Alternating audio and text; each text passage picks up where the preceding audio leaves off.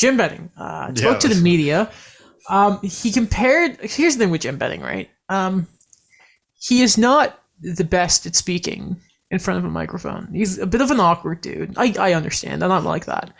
There have been some incidents that have been like, okay, Jim's being awkward, but there have been some this year where you're like, you can't do that. Like how during the Virtanen stuff, the woman who was accusing Virtanen, he referred to as the girl, which was like, oh, no, Jim.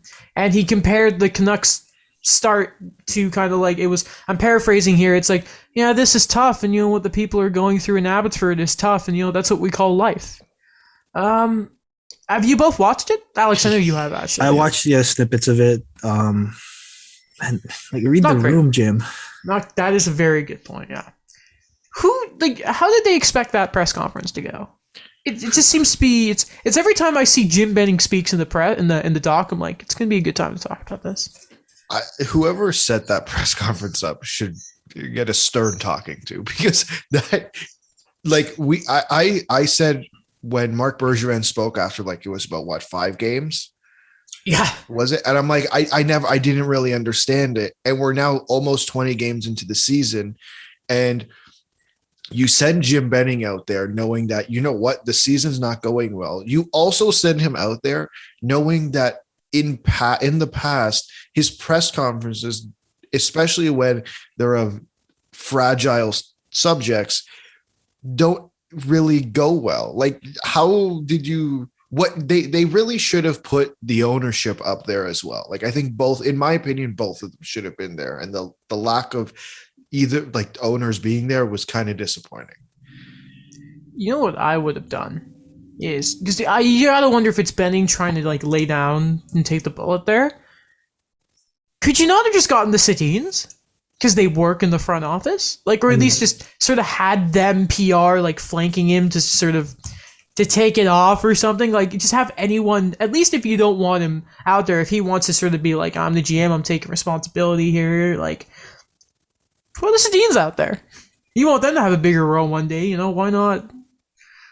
I just feel like Benning just wasn't prepared for it. It was a really embarrassing look, like, especially Benning's had some bad ones in the past, and for multiple different reasons that we've already talked about. But this one was just, it's the consumer confidence there. Like, did you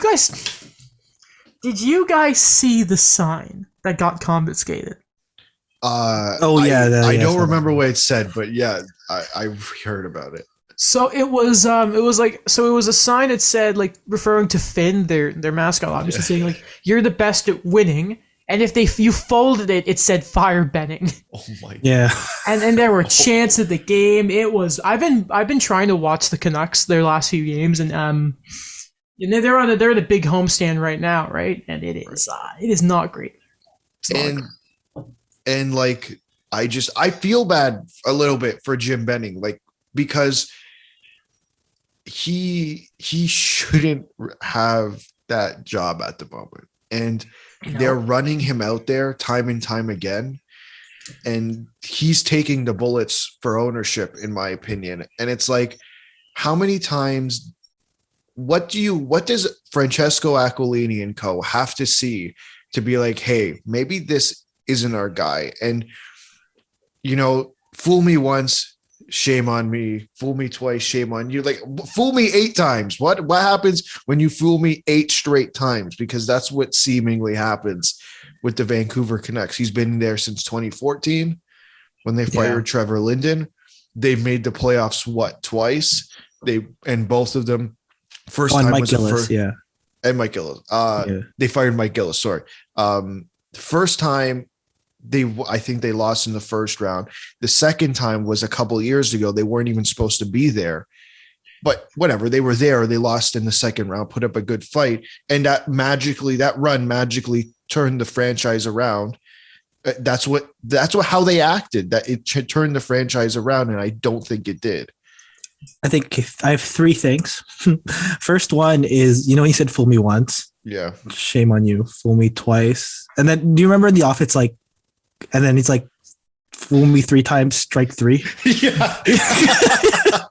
But again, I think one thing is, I think 2 things you were right about, Alex, is that I think they're at a point right now where it's like Jim Benning's kind of like it's kind of like a sponge for the criticism right now. And I know that it's not as like I know that a lot of it is because of his decisions, but I think at this point right now, where the Canucks are, where they thought they were going to be after that playoff performance a couple years ago, they're going to be like, okay, this guy, we thought he was going to be able to make something here. And I think he's going to be gone this year, but it's just going to be another stretch of, okay, well, look at all the stuff that's happened and we're going to put him out there and talk about it. And of course it didn't work. So we're going to start anew, but ownership's like, we're going to clean our hands from this. And I'm going to use that reference I've used before with the Canucks when they made that run. And it reminds me of 2013 for the Leafs, where obviously they do make the playoffs, but they were clearly not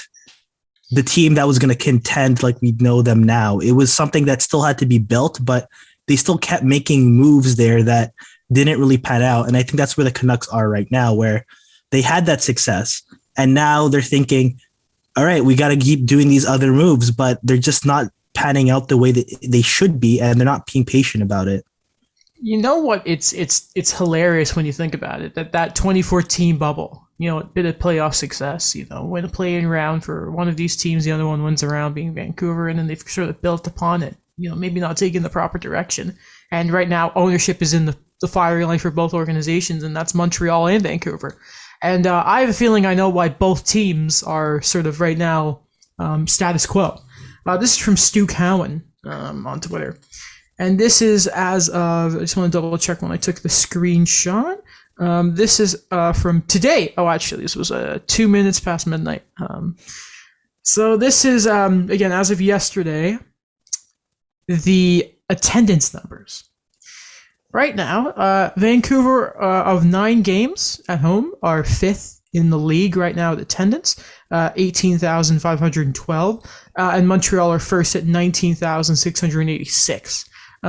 Games may look empty, but the tickets are already sold, as you know. Right. And then Tampa Bay are up there, Toronto and Washington, interesting enough. So why are the owners not too upset? Well, they're still making money. Right.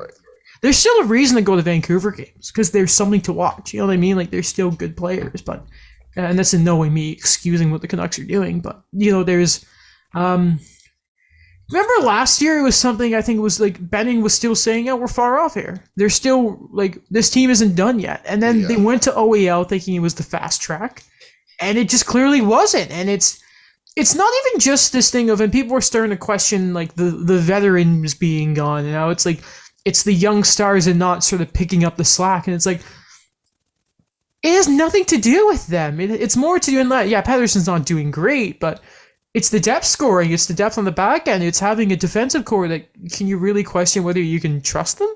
A goalie who at the same time might think like, can I trust the guys defending in front of me? Right. That's the big issue with the Canucks. And, Benning made a big deal about that. And he's like, we had some veteran leaderships and here we go. And then he sort of backtracked and talked about, we got some vets up there. But it just wasn't straight, man. It wasn't straight. Sorry. No, I'm done. I'm done. Hasn't OEL been a captain for years? He was, yes. Until like a year or two after Doan left. And he never wanted to be, though. Just gave it to him. Yes, but I just... But yeah, he's a leader. Yeah, he had a letter at least every year.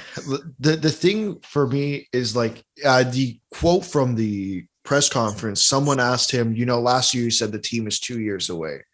And now he's like, well, I don't want to comment on that based on how the team is performing so far. And it's like, no wonder. I wouldn't want to comment on that either. But it's like, you kind of made a bet and it failed. Yeah. And, no, sorry, go ahead. No, and their lack of like, and they're still talking about the playoffs. He, in that press conference, was talking about making the playoffs. I think I guess it's the same thing what we said, like with the money thing. You got to sell something, right? But no one buys it.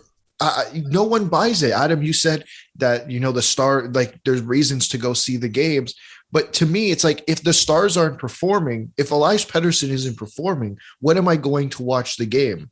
What am I going like? to watch this game for. Like, yes, Quinn Hughes is over a point per game, or I think he's around there. JT Miller is also around there, but it's like, what else am I going to watch this game for? The team isn't playing well. If I go to this game, I'm probably going to have to hear a fire Jim Benning chant. Like, that's also not good PR, like for watching it on TV or being in that stadium. Imagine going and wanting your GM to be fired. Like, it's incredible that he still has a job. Frankly. If I may, my maths may be off here, but if the Canucks go 500 for the rest of this season, they'll end up with about less than 90 points. They have to win at least, I think it would be, if you do the math, is they would have to win about 42 games for the rest of the year to hit around the 95-point mark. And I'm just doing some quick maths based on some stuff I saw for some other teams. And again, comparisons to Montreal, they only have a win more than Montreal. Right. And the Pacific, say what you want about it. Right now, the Canucks, if they want to try and make oh my God, I did not realize how bad they really were. So, oh wait, hold on. I was looking at Seattle, who are also horrible. So, but my math is still around there. So right now, the Canucks have 14 points. Anaheim have 23 for third in the division. And if you want to just go to the wild card, we're going to look at Nashville at 19 points. So they're already 5 points behind there. In November. You know what I mean? Right. It is not happening. Not happening. And I think the divisional spots are kind of, in my eyes, tied up. Yes, Vegas had a slow start, but I think they're returning to somewhat of a normal. Plus, remember, in March, they will be getting Jack Eichel. Let's not forget they just traded for Jack Eichel. Calgary and Edmonton, I don't know what the hell happened to Calgary. They're just looking better than they did last year. Goaltending. Goaltending, yeah. And Edmonton is obviously Edmonton. And then there's Anaheim, who is beating expectations at the moment. Let's see how things continue to go. But I think their best bet is a wild card spot. And now we're having the conversation of, well, okay, Nashville, Las Vegas, Vancouver, Dallas. These are the teams. I don't know if Vancouver is necessarily better than some of those teams that I listed.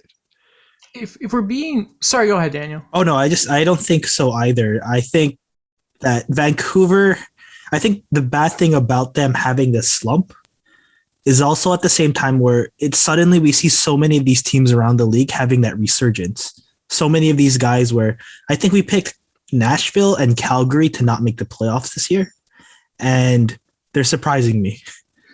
So right now, if you think about it, Vegas are only a point behind Anaheim in the same amount of games played, and you look at their sort of health situation, and then you just kind of see it's Anaheim slugging it out. Here's what's really funny. So Vegas, we could say, argument's sake, makes that top three with the Albertan teams. On the outside looking out and the inside looking out right now, who, the team that all of a sudden are 2-4 in their last 10 games without McKinnon, Colorado are not in a playoff spot, and they will get better. So, and all of that is ahead of the Canucks. That is a battle that they are not even close to being in. Then we should move on there, though. We a good bit of time to the Canucks, but we have a lot to talk about. And I'm sure we will continue to talk about them throughout the season. And have hopefully have some time and have some people on to talk about it. Do you see that Harman Daya was on Game Over last night? Oh, was he? Yeah, he was. I was surprised because I saw Game Over. I don't always watch it. Yeah. But I was because normally they have against Carolina, they had Sarah Sivian. Yeah. That's the SDP Habs post game show for anyone who doesn't know. And I clicked on it, I saw Harman. I'm like, wait, what? This isn't the Canucks game. I know. That's why I was surprised they played Nashville last night. Interesting. Yeah. I guess it's big news.